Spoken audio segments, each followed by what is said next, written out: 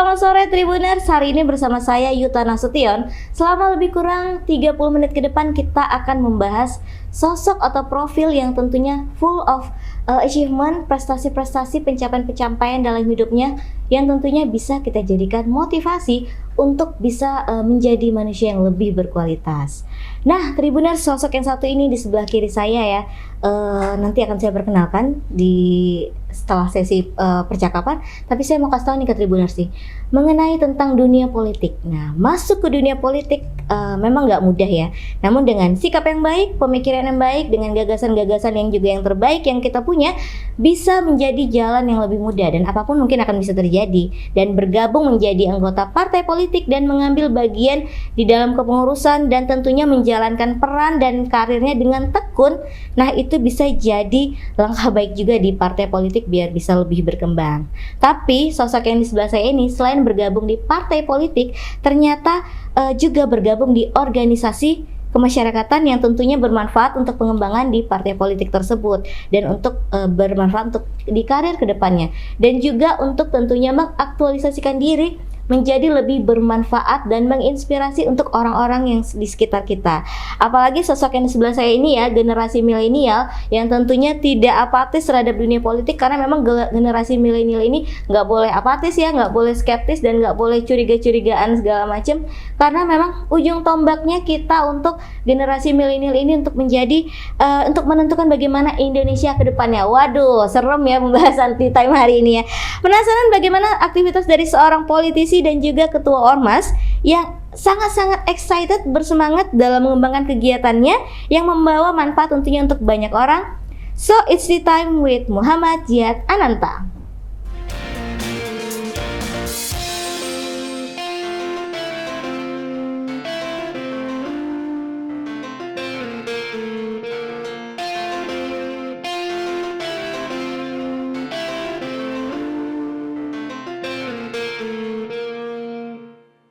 Nah, Tribuners, balik lagi ke studio Tea Time ya. Di sini di sebelah kiri saya sudah ada Bang Muhammad Jiyad Ananta. Aku panggilnya Bang apa nih? Bang Nanta. Bang Nanta ya kan. Bang Nanta, boleh disapa dulu Tribuners yang lagi nonton acara ini? Ya, selamat siang ya Kak ya. Yes, yang menjelang sore lah ya kan Bang. Oke. Nah, Bang Nanta apa kabar nih? Alhamdulillah baik Kak.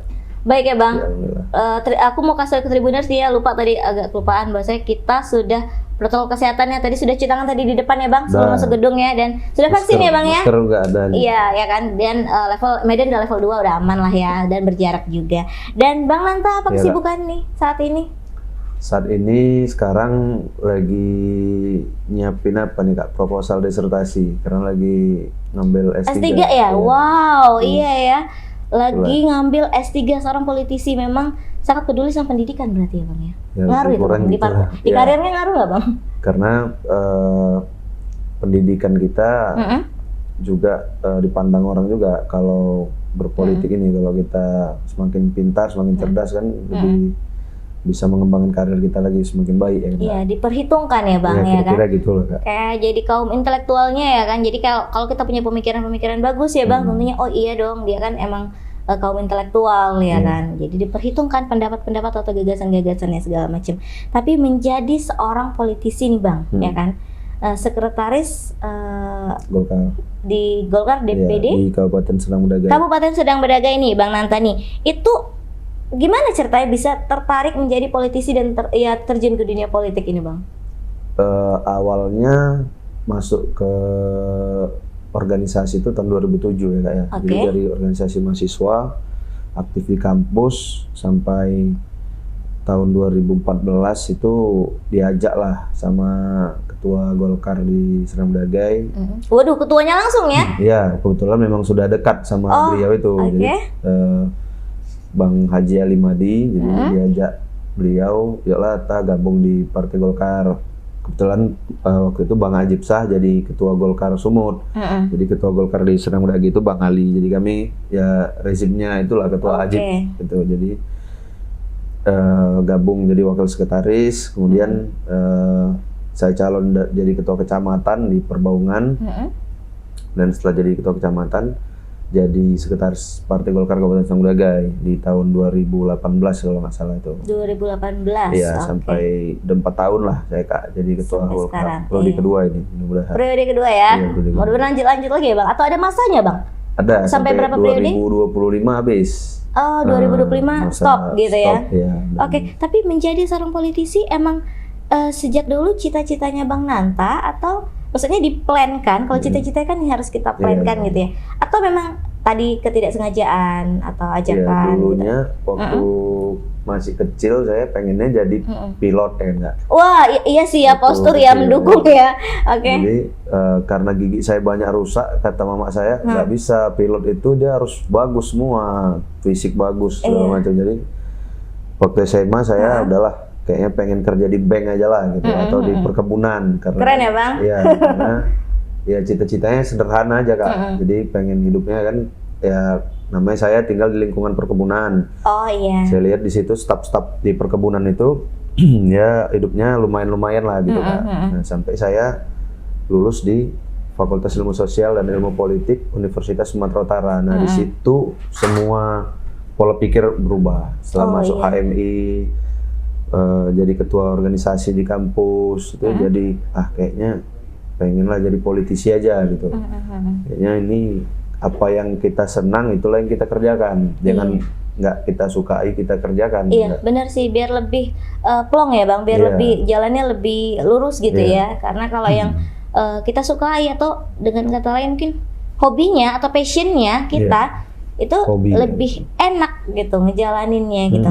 Tapi Bang, proses menjadi proses masuknya itu ada persyaratan khusus nggak sih Bang untuk menjadi anggota partai politik ini? Untuk jadi anggota partai politik persyaratannya umum nggak, warga negara Indonesia, sehat jasmani rohani. Jadi persyaratannya umum lah, artinya semua orang bisa masuk partai politik, cuma tinggal kemauan aja dan keseriusan. Tidak ada ujian-ujian atau latihan-latihan? Ada latihan kader. Kalau sudah masuk ke partai politik ya, ada kaderisasi partai politik. Gitu. Jadi kemudian banyak rapat-rapat, diskusi-diskusi politik. Aktif gitu. Ya, harus aktif ya Bang ya? Aktif lah. Oke. Jangan, kan banyak kita lihat sekarang orang calon legislatif di tahun 2019, 2018 baru masuk partai. Jadi ketika dia jadi anggota legislatif nggak tahu apa-apa dia nggak. Oh iya, karena memang harus dikaderisasi dulu ya Bang ya bahasa organisasinya ya. Kaderisasi. Oke, penting ya Bang ya, karena tidak bisa instan. Iya, jadi kalau kader itu dia kan dalam bahasa Perancis tuh Kak. Kadre artinya bingkai. Jadi kalau cantik bingkainya partai itu, cantik ditengok orang kadernya itu ya baguslah lihat orang partainya, kira-kira gitulah dia Kak. Iya ya, pokoknya penting tuh dasarnya ya Bang ya. Benar-benar dasar itu kaderisasi. Bang, tapi kadang-kadang kita mau tanya nih ya kan, kalau jadi orang atau anggota di partai politik, jadi politisi, kebanyakan nanti kan duduk di parlemen ya Bang ya. Iya benar. Ya kan? Kan orang lihat nanti menampung aspirasi masyarakat segala macam. Tapi di luar itu keuntungannya atau manfaatnya sendiri Bang untuk kita ketika join di partai politik itu apa Bang? Yang jelas relasi ya, pengembangan relasi ya Bang ya. Kemudian kita jadi apa ya, lebih punya pemikiran baru, kawan-kawan baru. Kalau di partai politik sendiri, kami misalnya di Partai Golkar lebih gampang menampung aspirasi masyarakat gitu Kak. Karena kita punya 6 orang wakil kita di parlemen, kemudian di wakil bupati Kabupaten Sanggudagai juga Golkar gitu. Artinya aspirasi masyarakat itu bisa disampaikan langsung ke eksekutif dan legislatif. Iya, itu keuntungannya ya Bang ya. Aspirasi bisa langsung naik karena ada perwakilan yang duduk di parlemen gitu ya. Oke, Tribuners pengen tahu nih kegiatan-kegiatan dari Partai Golkar.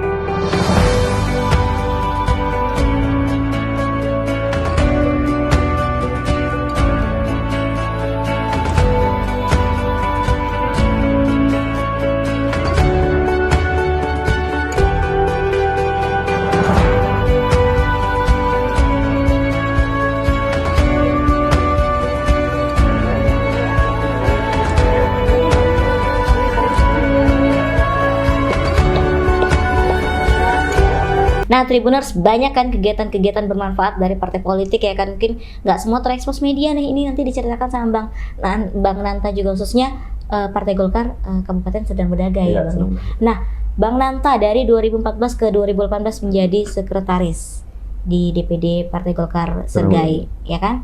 Dari 2018 sampai sekarang menjalani sekretarisnya itu, kira-kira apa tantangan dan kira-kira apa hambatannya selama menjadi sekretaris ini Bang, untuk mengembangkan partai politik yang satu ini? Kalau sekarang kan beda sama dulu Kak. Sekarang partai politik tuh banyak kali. Kalau dulu partai kan cuma Golkar, PDI, P3. P3 ya Bang. Iya. Sekarang mau ngajak orang ayo gabung ke partai itu kan orang nanya tuh, apa manfaatnya, apa keuntungannya. Jadi kalau kita cerita ya manfaatnya nggak sekarang, tapi itu kan nggak rasional sama orang. Iya, orang maunya langsung aja. Iya, masyarakat sekarang kan maunya dia kan satu pragmatis ya kan, mau instan, yang kedua udah apatis, tak peduli, nggak percayaan lagi ya kan. Mau gabung partai ini mau ngapain. Jadi tantangannya saya kira meyakinkan masyarakat, meyakinkan orang-orang untuk yang pertama bergabung, yang kedua juga ya berkontribusi dalam kebesaran partai Golkar.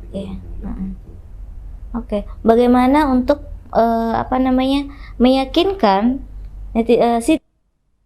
untuk join, supaya untuk pengembangan juga dan benar-benar berkontribusi ya Bang, nggak hanya gabung tapi harus ada kontribusi ya kan. Karena Partai Golkar sendiri udah besar ya, jangan sampai oknum-oknum, banyak nih ya Bang kasus-kasus ya Bang, oknum-oknum ya kan jadinya, tapi ya itu oknum lah ya, bukan dari nama partai besarnya gitu Bang. Tapi selama bergabung di dunia politik ini, ada nggak pengalaman-pengalaman berkesan Abang yang bisa Abang share ke Tribuners nih? Iya, waktu jadi calon ketua KNPI kayaknya di tahun 2013 saya mulai calon ketua KNPI, menang jadi ketua KNPI di 2016 awal. Jadi mencalonkan diri sampai musyawarahnya sampai 4 kali gitu Kak. Jadi pertama kedua deadlock, ribut, ricuh. Waduh, ada ricuh. Oh iya sih, sering ya kita lihat ya kalau kayak gitu ya. Banting-bantingin apa segala macam gitu kan. Kemudian yang ketiga dibuat di aula Kodim biar kami nggak bisa merusuh gitu kan. Batal juga lagi. Kemudian yang keempat saya terpilih jadi ketua KNPI dengan suara mayoritas lah. Jadi calon tunggal ketua KNPI lagi. Jadi dalam 2 tahun itu berjuang sampai lelah juga Kak, duit habis, pikiran habis. Iya, waktu lagi ya Bang ya. Jadi memang ya alhamdulillah bisa terpilih, bisa menang. Ya mudah-mudahan bisa menjadi ketua KNPI itu kemarin itulah membuka pintu karir saya sebagai seorang politisi yang seutuhnya gitu. Ketika kalau itu mungkin saya kalah mungkin ya belum tentu ya Bang ya. Saya jadi stans Golkar dan lain-lain. Jadi menang di situ saya bisa meyakinkan publik di Kabupaten Bedagai. Saya punya kualitas, juga punya kawan-kawan yang bisa backup saya dari belakang. Berarti dengan awalnya perjuangannya berdarah-darah ya, karena tadi 4 kali musyawarah ya Bang, sampai ada ricuh ya segala macam, dan akhirnya keputusan terpilihnya Bang Nanta menjadi ketua KNPI, pintu masuk Bang Nanta untuk mengembangkan karirnya dan mengembangkan potensi tentunya ya Bang ya di Partai Golkar. Wah seru ya Bang waktu ricuh Bang. Seru ya Bang. Tapi nggak ada korban kan ya Bang? Nggak ada apa kan? Nggak ada korban ya? Nggak ada. Enggak ya, tentunya enggak ya Bang ya, kita harapkan ya, karena ricuhnya ricuh mulut aja kali ya. Biasa itu kan Bang. Dinamika politik biasa. Yes, dinamika politik itu biasa ya. Pengalaman berkesan ya buat Bang Nanta ya. Bener-bener jadi jalan masuknya Bang Nanta sampai sekarang gitu Bang. Tapi di saat di dalam dunia politik seperti ini, ada nggak Abang pernah merasakan tuh kayak posisi tersulit nih, apalagi kan Abang di salah satu duduk di pengurus nih kan ya, posisi tersulit dalam dunia politik gitu? Saya kira posisi tersulit dalam dunia politik kondisi-kondisinya udah enak ya sekarang ya. Kondisi-kondisinya Bang misalnya didesak. Yang sulit itu ketika kita tamat kuliah, jadi banyak pasti mahasiswa itu tamat kuliah sama belum punya kegiatan yang tetap. Nah itu yang di masa-masa itu yang sangat sulit bagi saya. Oh itu yang sulitnya ya Bang ya. Di politiknya malah lebih enak ya. Di politik karena kita hobi, karena kita passionnya tadi ya. Paling kita ya makan pikiran dan lain-lain ya. Istri lah yang jadi korban. Ya ampun, korban secara tidak langsung ya Bang. Kira-kira paling kita di rumah agak mood, agak apa gitu, banyak pikiran. Tapi ya setelah diskusi dan lain-lain, alhamdulillah seluruh masalah itu bisa diselesaikan dengan komunikasi yang baik. Berarti benar-benar masa-masa sulitnya itu Amat peralihan dari itu yang sangat sulit, nggak punya uang, nggak punya apa-apa ya susah. jati diri pun belum tahu kayaknya saat itu ya Bang. Mau ngapain? Mau kemana gitu ya? Ya terus terang saya kerja di ada perusahaan keluarga, kayak jual beli lembu gitu. Saya kerja di situ Kak, dapat gaji lah saya 1 bulan 1,5 juta. Ya saya jalanin itu, tapi saya sambil berorganisasi. Setelah saya matang ya saya tinggalin. Iya, gitu. Pokoknya daripada nggak ada kegiatan, nggak ada kerjaan ya sulit lah Kak. Benar-benar memanfaatkan waktu ya Bang ya, nggak boleh ada yang kosong ya, benar-benar ngisi waktu lebih bermanfaat tentunya. Bang, tapi pengen tahu nih ya, kelebihan jadi politisi itu apa sih Bang? Ya, versi Abang nih. Lebih mudah menampung aspirasi rakyat Kak. Karena banyak kita lihat hari ini, rakyat ini kan ya satu sisi kurang puas ataupun ada masalah. Kita sebagai politisi bisa turun langsung membantu. Misal minimal kita memberitahu kemana dia perlu datang, misalnya alur-alurnya ya Bang ya. Itu DPR ada komisi A, B, C, D. Bapak datang ke komisi A misalnya, nanti saya tanda tangani, Bapak berangkat ke sana, kira-kira gitulah Kak. Atau komisi B, atau komisi C, atau D. Jadi dari partai itu kita bisa rekomendasikan lah biar DPR bisa langsung menampung aspirasi masyarakatnya. Kadang-kadang kan masyarakat dia nggak tahu mau datang kemana gitu ya. Mau ngapain, gitu. Jadi kayak nggak jadi guide ya Bang ya. Kira-kira gitu. Ngasih arah lah kemana, atau ada penampung dulu segala macam. Pengacara tapi tak dibayar lah. Oh iya ya. Pengacaranya pengangguran banyak acara. Oh nggak, maaf ya. Nanti di somasinya pengacara nih aku Bang, nggak bercanda. Berarti benar-benar kelebihan itu membawa manfaat tentunya ya Bang ya buat orang banyak ya. Bang, tapi ini Bang, pengen tahu nih pendapat Bang Nantan ya Tribunersnya. Menurut Abang nih, kalau lingkungan atau latar belakang pendidikan itu kira-kira mempengaruhi nggak untuk membentuk seorang politisi? Kalau lingkungan dan keluarga sangat mempengaruhi Kak. Pola pikir ya Bang ya jadinya ya. Keluarga, kalau jadi ada namanya kan politik dinasti. Kalau bapaknya jadi gubernur, anaknya jadi DPR. Minimal lah ya. Kira-kira kan itu kan lingkungan juga tuh. Keluarga itu kan lingkungan juga. Jadi kalau itu bicara sejarah lah, dari zaman dinasti Umayyah itu ada Muawiyah, anaknya Muawiyah bin Abu Sufyan, anaknya Yazid bin Muawiyah, anaknya lagi Muawiyah bin Yazid, sampai keturunan-keturunan itu kan jadi raja. Ini dan dinasti Abbasiyah juga gitu, Muhammad Al-Fatih dan lain-lain lah bapaknya. Anaknya terus menurut jadi apa, kalau sekarang kan daerah demokrasi Kak. Jadi nggak bisa lagi bapak dia gubernur, bapak presiden, anaknya harus jadi pejabat. Kan dia harus dipilih rakyat juga. Iya, demokrasi. Demokrasi, tapi tetap lingkungan itu tetap mempengaruhi. Dan kalau saya sendiri merasakan benar yang Kakak bilang, lingkungan dan pendidikan. Jadi di FISIP USU itu betul-betul tergembleng kepala saya ini untuk jadi politisi. Enggak. Kalau dulunya kan nggak pernah saya berpikir bakal terjun jadi sekretaris partai, jadi nggak pernah saya berpikir begitu. Karena sekretaris partai itu di mana-mana itu sudah di atas 50 umurnya. Dan saya waktu itu jadi sekretaris partai 29 tahun. Jadi mungkin masih muda ya Bang ya, tapi mampu menjalankan ya kan, menjalankan tugas dan tanggung jawab sekretaris partai Kabupaten Serdang Bedagai. Bang, tapi makna politik sendiri dalam hidup Abang itu apa? Politik ini melayani. Jadi kita masuk ke dunia politik itu jangan kita berpikir mau cari, jangan dilayani gitu juga ya. Cari duit, mau cari untung gitu kan. Jadi masuk ke dunia politik melayani. Siapa yang kita layani? Yang pertama itu masyarakat, rakyat.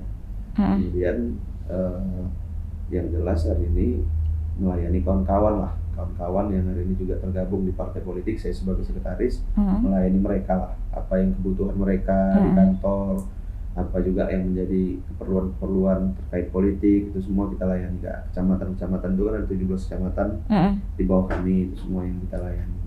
Pokoknya Abang istilahnya menampung kegiatan permintaan-permintaan atau aspirasi dari teman-teman khususnya di Sergai ya Bang ya. Berpolitik adalah melayani dan jangan masuk politik itu kita langsung berpikir tuh masuk politik lah biar jadi DPR dari untung korupsi dan lain-lain, nggak kayak gitu. Tidak ya, tidak istilahnya ya mungkin 1-2 ya kalau kita lihat kasus adalah oknum lah itu ya Bang ya. Banyak Iya, juga. dan biasa ketumnya juga langsung bertindak tegas itu ya Bang. Selesaikan di kepartaiannya dulu ya, setelah itu harus silakan diproses. Waduh, agak serem ya bicara masalah kasus ya kasus, jangan sampai kena kasus Bang.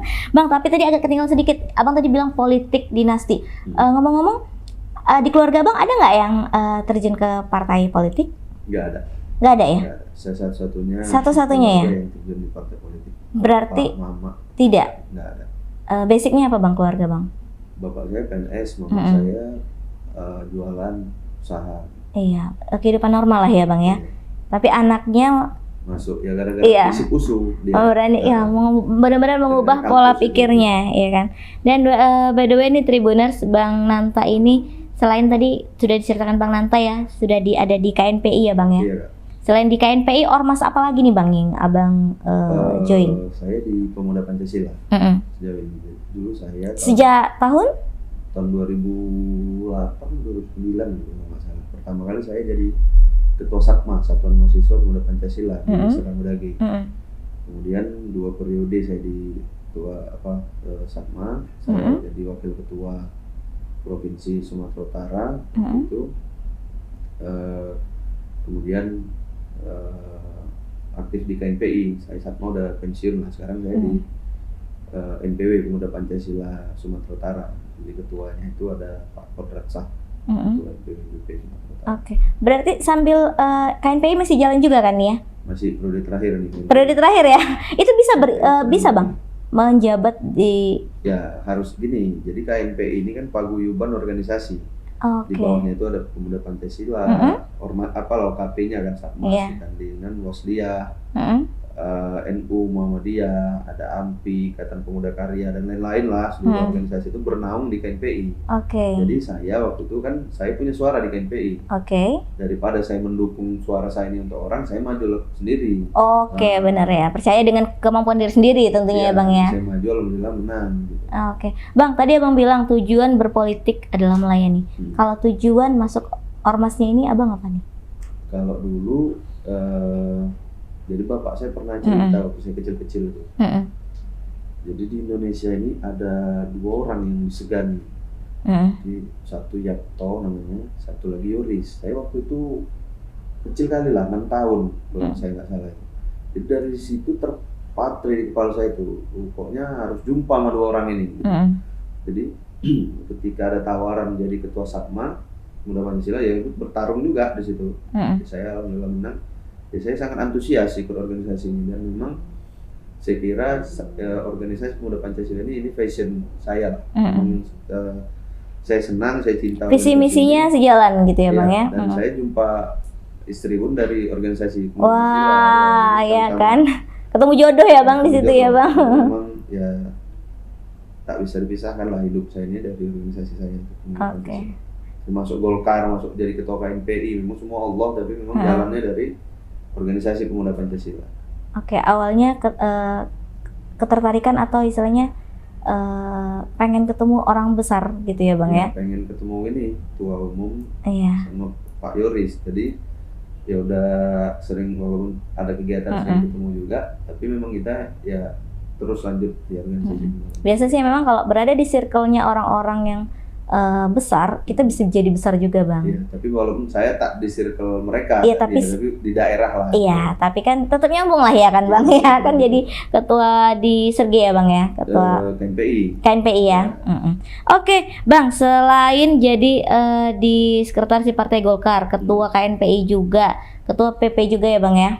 Ketua? Dulu. Sekarang pengurus di wilayah. Pengurus di wilayah ya kan. Ternyata Bang Nanta nggak cuma itu aja yang dijalaninya, banyak kali kegiatan Bang Nanta ini ya Tribuners ya. Juga ada di Gema MKGR Sumut. Tapi kita pengen tahu dulu Gema MKGR Sumut ini apa sih Bang Nanta? Jadi Gema MKGR ini MKGR, Soksi dan Kosgoro adalah organisasi yang mendirikan Partai Golkar. Nah, jadi Golkar itu dilahirkan oleh 3 organisasi ini Kak. Nah, jadi salah satunya itu adalah MKGR. Nah, MKGR itu memiliki generasi muda. Nah, generasi mudanya itu itulah yang diberikan mandat kepada saya untuk memimpin organisasi ini sekarang di Provinsi Sumatera Utara. Alhamdulillah Ketua Umum Bang Yudi Betaubun dan Pak Adis Kadir memberikan mandat kepada kami untuk membesarkan organisasi ini di Provinsi Sumatera Utara.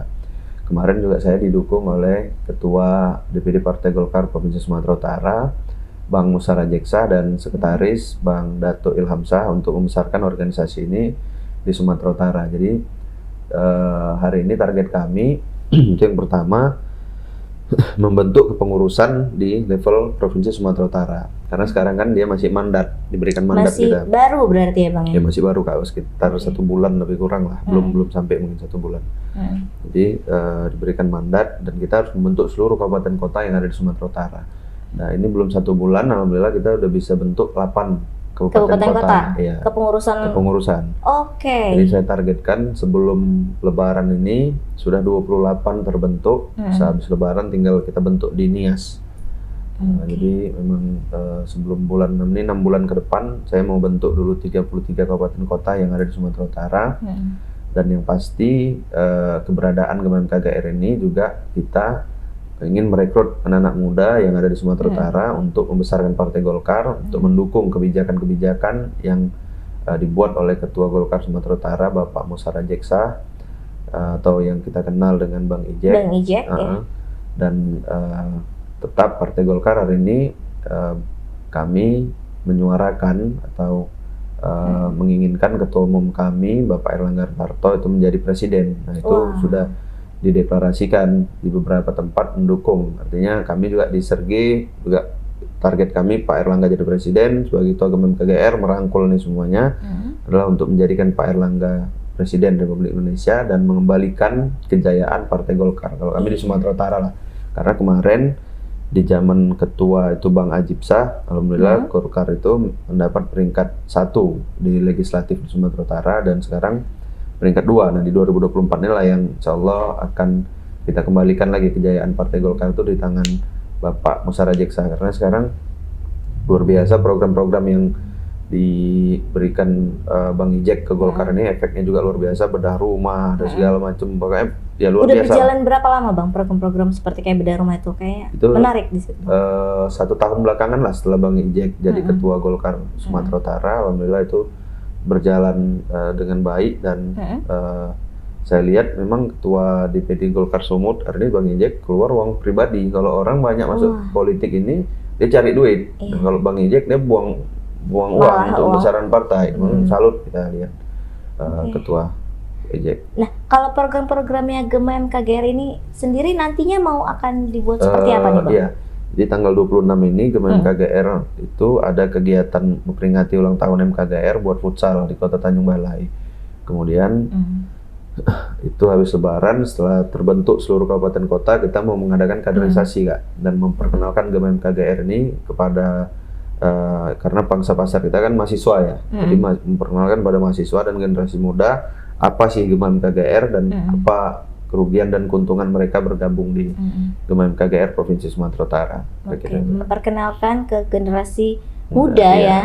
Karena udah agak mungkin lama vakum organisasi ini, jadi dalam ingatan orang kurang paham di apa ini dibanding organisasi-organisasi lain ya agak kurang dikenal lah Kak. Diperkenalkan kembali gitu ya kan ya. Karena memang Golkar ada masa kejayaannya zaman dulu ya Bang ya. Iya.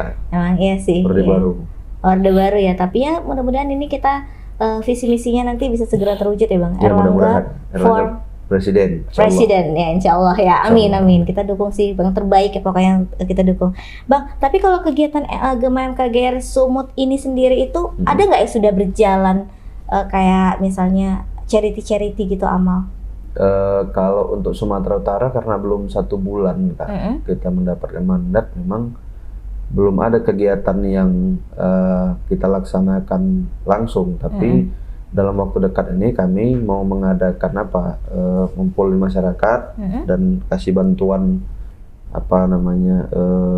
sembako lah dalam memperingati ulang tahun MKGR ini. Kemudian futsal itu tadi, dan kami terus terang hari ini fokusnya masih melakukan rekrutmen kader-kader baru dan untuk melaksanakan kaderisasi nanti habis Lebaran. Itu dulu fokusnya. Fokusnya itu dulu ya Bang, membentuk dasar dulu ya kan Bang Tribuners ya. Jadi setelah itu nanti program-programnya Gemaham KGR juga banyak sekali ya Bang ya. Salah satunya yang bermanfaat tentunya buat masyarakat ya Bang. Masyarakat melihat kita banyak nih di Indonesia ini organisasi-organisasi, tapi apakah itu bisa memberikan feedback ke masyarakat? Kan gitu ya Bang ya. Betul. Biar juga anak muda kalau mau join organisasi ya udah, karena buat balik ke masyarakat juga manfaatnya. Oke, nah Bang, kita balik ke Golkar lagi nih, kayak menarik karena aku baca bukunya Abang nih, Golkar Institute. Abang pernah ada di Golkar Institute. Itu gimana ceritanya Bang, dan apa aja kegiatan di Golkar Institute ini? Jadi saya waktu itu lihat di grup WA-nya Golkar. Ada program Golkar Institute yang yang political leaders itu di Jakarta, di kantor Golkar di Selipi. Jadi saya lihat dosen-dosennya itu ada Pak Akbar Tanjung, ada beberapa politisi-politisi yang senior ya Bang, luar biasa, Pak Ginanjar Kartasasmita, Pak Rizal Mararangeng, dan Ketua Umum sendiri Bapak Erlangga Hartarto. Jadi saya lihat, wah ini luar biasa, ada Pak Burhanuddin Muhtadi kan di indikator. Saya coba tes, alhamdulillah dari ratusan orang juga pada saat itu yang tes.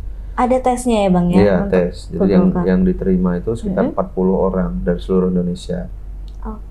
Yang menjalani, ada 1 orang nggak ikut, ya ada 39 orang lah kami dalam satu kelas. Nah, pada saat itu memang saya di awal itu melihat, wah ini satu sisi anak pejabat semua, anak menteri, anak ini, anak itu, anak DPR RI, ayahnya segala macam lah, pokoknya pejabat-pejabat. Tapi kami dari 3 orang dari Sumatera Utara, dari Dairi, dari Serang Dagi, sama dari Mandeleng Natal, 3 orang.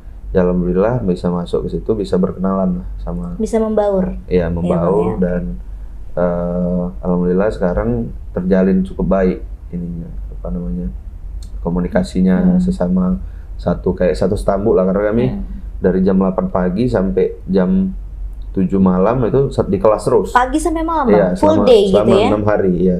Malam dikasih tugas lagi, siang itu dikasih tugas tuh dikerjakan malam. Jadi malam kami diskusi kelompok lagi sampai jam 11, kadang-kadang ada sampai jam 2 gitu untuk tugas akhirnya. Saking seriusnya ya Bang ya? Iya, hanya untuk menunjukkan Golkar ini memang betul-betul kita ini serius ikut acara itu. Bentuk keseriusan bahwasanya juga upgrade ilmu kita ya Bang ya? Dan dari situ kita bisa dapat yang pertama kawan baru dan ilmu-ilmu baru dari politisi-politisi Golkar. Nah, sekarang Golkar Institute itu dibentuk di beberapa provinsi, kemarin dilaksanakan di Sumatera Utara. Jadi ada sekitar sekitar 50 orang kalau saya nggak salah itu ikut dalam program Golkar Institute di Sumatera Utara. Nah, yang hadir juga pada saat itu Pak Akbar Tanjung juga hadir, ada Pak Rizal Mararangeng juga hadir, ada beberapa tokoh-tokoh Golkar Nasional, Pak Erwin Aksa itu hadir juga, termasuk Ketua DPD Partai Golkar Sumut, Bang Ijek itu hadir untuk memberikan motivasi kuliah umum kepada mahasiswa ataupun kader-kader muda Golkar yang ada di Sumatera Utara. Tapi kalau Golkar Institute sendiri itu dilaksanakan ada ininya nggak Bang? Periodenya per berapa bulan sekali atau per 1 tahun berapa kali? Ya ada, jadi ini sudah yang keempat dari yang saya ikut kemarin pertama, jadi mungkin lebih kurang sekitar 3 bulan sekali ya. Per 3 bulan ya Bang ya? Per 3 bulan, jadi setahun mungkin sekitar 4 kali dilaksanakan program Golkar Institute itu. Rutinitas yang sejauh ini itulah, tapi ke depan kita nggak tahu regulasinya kayak mana. Apalagi pandemi gini ya Bang ya, khawatir nanti berkumpul segala macam. Betul. Karena kurang maksimal juga kalau dari daring kayaknya ya Bang ya. Iya, jadi kemarin yang pertama itu luring kami, yang kedua, ketiga daring, yang keempat kemarin yang ketiga luring kalau nggak salah, ini yang keempat luring juga. Diupayakan ya biar karena tektokannya atau komunikasinya lebih enak kalau langsung betul. face to face gitu ya kalau dari daring. Tapi nggak juga sih, semua ada keuntungan, ada kelebihannya masing-masing. Mau daring juga hemat biaya ya, segala macam. Dan Bang, dari sekian banyak kegiatan Abang nih, menjadi seorang politisi, jadi di Ormas juga ya kan, menjadi seorang suami juga ya Bang ya. Iya. Ya kan, udah jadi ayah Bang? Alhamdulillah udah 2 anak. Oh ya, sudah jadi ayah juga. Kira-kira pengen tahu prinsip hidup Bang Nanta nih apa sih? Kalau saya dari dulu ada satu prinsip yang saya sering sampaikan juga sama kawan-kawan bahwa Ibnu Qayyim itu mengatakan bahwa an-naim la yudrab bin naim, kenikmatan tidak dapat diraih dengan kenikmatan. Jadi kalau kita mau sukses, kita nggak bisa cuma main game, main gadget aja, harus banyak belajar. Jadi kalau mau sukses, Usaha ya, nggak bisa cuma banyak main-main gitu. Kalau mau sukses harus belajar, harus ya berkeringat, ya harus capek, harus ya kalau perlu berdarah-darah ya, ya. Kita bisa sukses. Bisa biar artinya kayak kalau ada prosesnya, effortnya yang luar biasa, kita bisa menghargai kayaknya ya Bang ya. Iya, gitu. Untuk kedepannya ya. Iya. Kalau sesuatu yang dapat instan, kayak lebih Dan mudah sekarang, ya Bang ya dan ditinggalkan. sekarang kalau kita nggak orang tua kita nggak miliarder, nggak anak raja, nggak anak nggak anak pejabat besar, agak sulit kita Kak. Agak sulit kita juga mau tiba-tiba jadi orang hebat segala macam, kan nggak bisa gitu. Kita juga harus belajar dari awal sampai nanti ke titik kesuksesan yang ingin kita capai gitu. Oke, walaupun agak sulit tapi istilah kesempatan itu pasti ada ya Bang. Iya. Kalau mau belajar. Kalau serius pasti berhasil. Iya.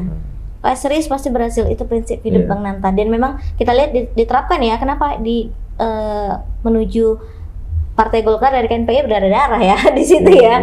Macam-macam ya, dan bahkan tidak ada relasi ya Bang, koneksi untuk menjadi istilahnya masuk ke partai ya Bang ya. Tidak ada keluarga yang di partai politik gitu. Ketua itulah, ketua Golkar Serang Bedage itu memang salah cukup satu dekat. Ya, cukup dekat sama mertua saya ini menguatkan saya di Partai Golkar. Kalau di Pemuda Pancasila almarhum ketua saya lah, ketua Aweng itu memang ya banyak berkontribusi pada karir saya. Dan ketika saya jadi ketua KNPI, kalau pimpinan saya itu ya waktu itu ketua Aweng, ketua MPPP Sumut, mertua saya Jipiro Daus Nasution, sekretaris, bendaharanya Bang Ali Madi. 3 orang ini yang selalu menguatkan saya untuk dukung saya jadi ketua KNPI Kabupaten Serang Bedage. Dukungan orang sekitar ya kan, circle Bang Nanta juga bagus ya, karena dukungannya benar-benar buat Bang Nanta bisa jadi seperti sekarang ini ya kan.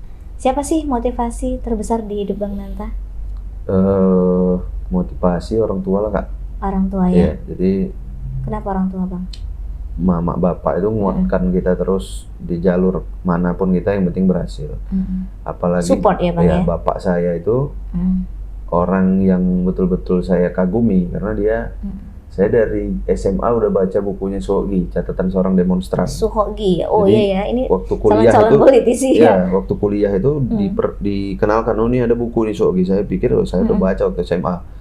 Karena bapak saya itu bukunya 2 lemari Kak, buku sastra, buku politik, buku segala macam. Dan nama saya pun Ananta diambil dari buku Bumi Manusia, yang nulis itu kan Pramudia Nur Ananta. Iya benar.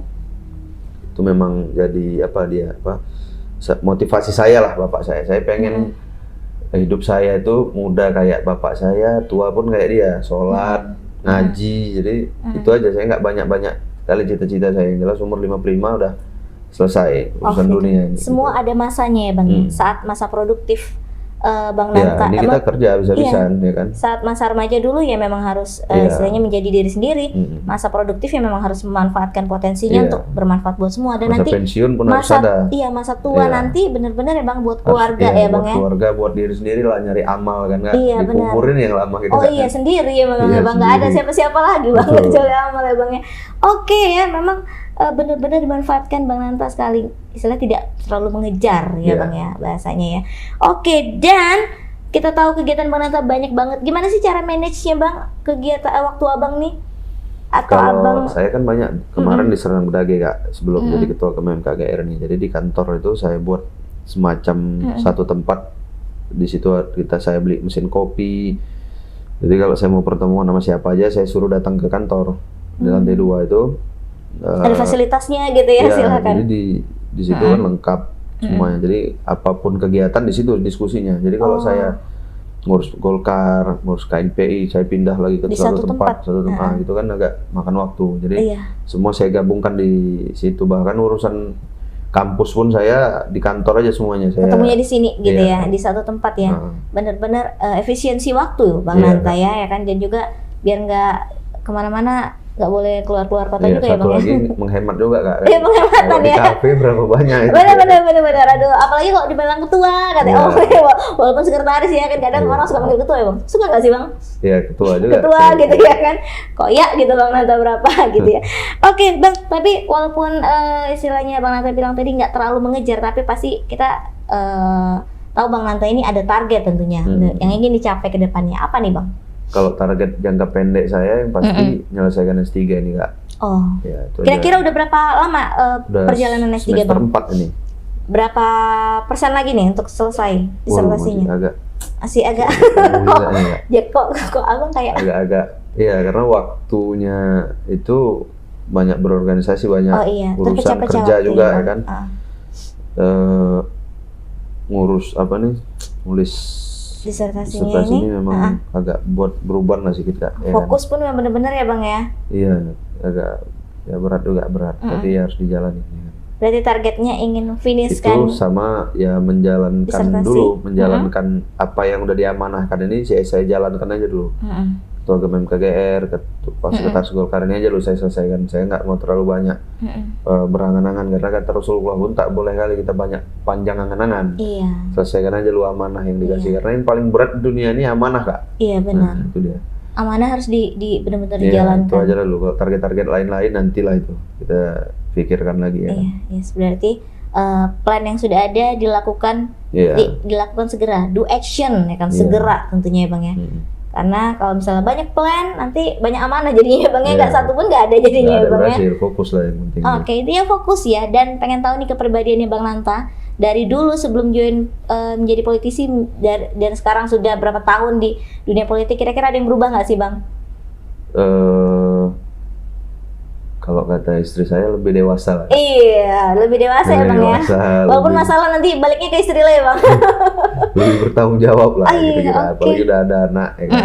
Jadi dulu kan kita masih ya suka-suka hati lah, pulang jam malam, pagi pulang. Kalau sekarang ya saya maghrib di rumah, kalau mau keluar lagi. Udah gitu ya jam 11 udah tidur malam. Manajemen waktunya lebih teratur ya bang ya. Pagi bangun keluar. Kalau dulu nggak benar, saya lihat dulu nanti keluar jam 2 siang, pulang jam 2 pagi, ya, jadi gitu-gitu nggak, masih dulu lah ya. Sekarang udah lebih tertata lah kak. Lebih bertanggung jawab, tertata rapi, manajemen waktu juga oke. Dan masalah juga balik ke rumah nggak kak? Siapa lagi nanti? Nggak lah ya itu ritme ya bang ya, karena teman atau partner sharing yang terbaik ya istri lah ya kan bang? Istri, jadi ya sabar-sabar ya kakak ya di sana. Dan yang terakhir nih, buat pertanyaan buat Bang Nanta ya, penutup buat di time hari ini. Bang, boleh dong bang di-share ke generasi milenial sekarang nih. Bang Nanta nih ya di umur 29 tadi ya bang ya, udah mulai jadi sekjen kan? Masuk jadi partai kan bang? Sekarang 33 nih. Gimana bisa menjadi atau istilahnya nggak harus kayak Bang Nanta banget gitu ya, biar bisa menginspirasi kayak Bang Nanta ini. Tips-tipsnya gimana nih bang? Apa yang harus kita lakukan nih? Saya pun bingung juga. Masing-masing caranya beda ya. Karena gini, saya pun belum sukses sekali, tapi menginspirasi bang. Ya menginspirasi. Kalau di Serdang Bedage mungkin ya di kalangan anak muda, ya sudah tergolong lumayan sukses. Tapi kalau saya itu melihat kalau tadi Kota Medan di Jakarta itu patokan saya kan di situ gitu. Banyak yang jauh lebih sukses di usia yang lebih muda dari saya, dia punya kesuksesan yang jauh lebih hebat. Tapi kalau untuk pengen sukses anak muda, mahasiswa, anak sekolah dan lain-lain, yang pertama harus tuh orang tua lah kak, jangan melawan. Ya, jangan melawan orang tua. Benar, setuju jangan aku buat kalau yang sakit hati, jangan buat jangan buat kecewa orang tua. Saya dulu pun ngambil doktor ini karena bapak saya bilang, aku udah S2, kau yang penting aku cuma minta satu aja, kau S3. Saya pun nggak terlalu berminat sebenarnya S3 ini kak, cuma karena permintaan bapak saya itu ya udahlah, saya berjuang aja lah dulu. Bang itu paham lama loh bang, jadi artinya kalau kita orang tua S1, anak tuh harus lebih baik dari orang tuanya. Iya, makanya saya nggak mau jadi profesor kak. Nanti biar anak saya. Nanti anaknya gimana nih? Kalau udah habis profesor mau ngapain lagi dia kan kira-kira gitu. Saya biar mentok di dokter inilah. Tapi kuncinya orang tua. Yang kedua pasti belajar kak. baca buku. Saya dari dulu S1 pernah saya itu dalam 5 hari baca 4 buku. Saya di kos saja. Saya suka waktu itu baca. Saya baru beli buku Abu Bakar, Umar, Utsman, Ali. Itu yang saya baca 5 hari. Jadi pagi saya Senin saya baca buku sambil kuliah lah kan. Pulang hari Sabtu ke Perbaungan itu udah selesai. Dan buku-buku lain saya banyak baca dulu waktu S1, S2 sampai sekarang. Jadi kalau buku itu kan jendela dunia. Iya. Jadi kalau kita nggak tahu informasi kayak mana di luar itu, ya nggak termotivasi kita untuk jadi orang besar. Jadi dulu Soekarno, Hatta, Syahrir itu membaca ada di beberapa beda versi sih. Ada yang bilang 4.000 buku, ada yang bilang 1.000 buku gitu. Tapi artinya mereka membaca di atas 1.000 buku. Nah, akhirnya Soekarno, Hatta, Syahrir bisa merdekakan Republik ini, bisa memproklamasikan Republik ini. Nah, kalau hari ini ada anak muda, misalnya di Sumatera Utara, ada yang bisa baca sampai ya 1.000 atau 2.000 buku, saya kira ke depan bisa jadi konsultannya gubernur Sumatera Utara karena potensinya memiliki ada keilmuan yang luar biasa. Kira-kira gitu kan. Istilahnya restu orang tua dan harus selalu mau belajar ya kan. Kalau dulu misalnya buku lah ya Bang ya, kalau sekarang mungkin orang belajar dari mana aja bisa ya Bang ya. Iya, kalau sekarang dari semalam saya baru di bimbingan, jadi kata dosen saya, kau ngapain banyak ali beli buku? Saya foto sama dia, Pak, ini saya baru beli buku 10, yang semalam saya beli 8, jadi ada 18 nih. Insya Allah 4 bulan ini saya selesaikan. Kau ngapain banyak ali beli buku? Bisa dari sumber lain. Kau buka ini Mendeley, ini udah jurnal semua ada.